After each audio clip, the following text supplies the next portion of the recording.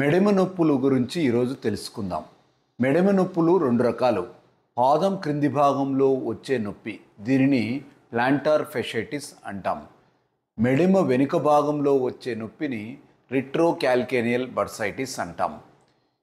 ఈ రెండిటిలో planter fasciitis అనేది చాలా సర్వసాధారణంగా వచ్చే నొప్పి.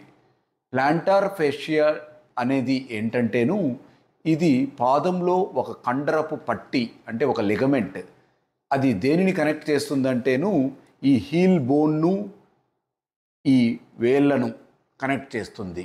సో ఇది ఎప్పుడైతే ఈ ప్లాంటార్ ఫేషియా ఒత్తిడికి గురవుతుందో అప్పుడు అక్కడ ఇన్ఫ్లమేషన్, ఫెషైటిస్ అంటే ఇన్ఫ్లమేషన్ సంభవిస్తుంది. ఈ ప్లాంటార్ ఫేషియా అనేది ఒత్తిడికి గురయ్యి నలిగి సాగి నొప్పిని కలిగిస్తుంది. సో అయితే ఈ ప్లాంటార్ ఫెషైటిస్ అనేది ఎవరికి వస్తుంది? సాధారణంగా మధ్య వయస్కుల్లో ఉండే వాళ్ళకు సంభవిస్తుంది. ఎస్పెషల్లీ లేడీస్లో ఎక్కువగా ఉంటుంది. ఇది అధిక బరువు ఉండే వాళ్ళకు, అంటే ఒబీస్ పీపుల్కు, అలాగే ఎక్కువ టైం నిల్చుకొని ఉండే వాళ్ళకు, అంటే ప్రొలాంగ్డ్ స్టాండింగ్ ఉండే వాళ్ళకు, అలాగే కొంతమంది డాన్సర్స్లోను, కొంతమంది అథ్లెట్స్లోను సంభవిస్తుంది.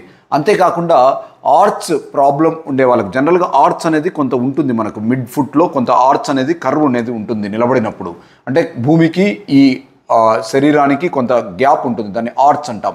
సో ఎప్పుడైతే అది డిస్టర్బ్ అయిపోయి ఎక్కువ కావడము లేదా తక్కువ కావడం, హై ఆర్చ్ కానీ లేదంటే ఫ్లాట్ ఫుట్ కానీ ఉన్నప్పుడు ఈ ప్లాంటార్ ఫేషియా మీద స్ట్రెయిన్ అనేది ఎక్కువ కావడము, దాని ద్వారా ఈ ప్లాంటార్ ఫెషైటిస్ రావడము అనేది కొంతమందికి సంభవిస్తుంది.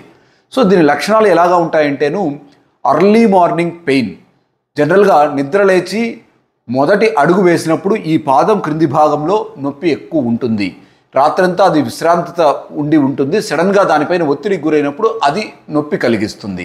సో దీనికి నివారణ చర్యలు, చికిత్సా విధానాలు ఏమంటేను, ఒకటి, మనము హార్డ్ సర్ఫేసెస్ మీద నడవకుండా ఉండడము, అలాగే హార్డ్ షూస్ను అవాయిడ్ చేసేసి మెత్తగా ఉండే షూస్ను వాడడము, అలాగే ఎంసీఆర్ చెప్పల్స్ అంట, మైక్రోసెల్యులార్ రబ్బర్ చెప్పల్స్ అనేటివి 2 జతలు పెట్టుకుని, ఒక జత ఇంట్లోకి ఒక జత బయటికి, అంటే పొద్దున్నే నిద్ర లేసినప్పుడు మంచం పక్కనే అలాంటి చెప్పులు మెత్తవి ఉండి అవి వేసుకుని అడుగు పెట్టినప్పుడు మనకు నొప్పి లేకుండా ఉంటుంది. బయటికి వెళ్ళేటప్పుడు కూడా మనము సాఫ్ట్ ఇన్సోల్స్ను వాడడం కానీ అలా చేయాలి. అలాగే కాంట్రాస్ట్ బేతింగ్ అంటాం. కొంతమంది ఈ వేడి నీళ్ళల్లో చల్లనీళ్ళలో మార్చి పాదాన్ని బౌల్స్లో, 2 బౌల్స్లో అలా పెట్టడం వల్ల కొంతమందికి బాగా నొప్పి ఉపశమనం కలుగుతుంది.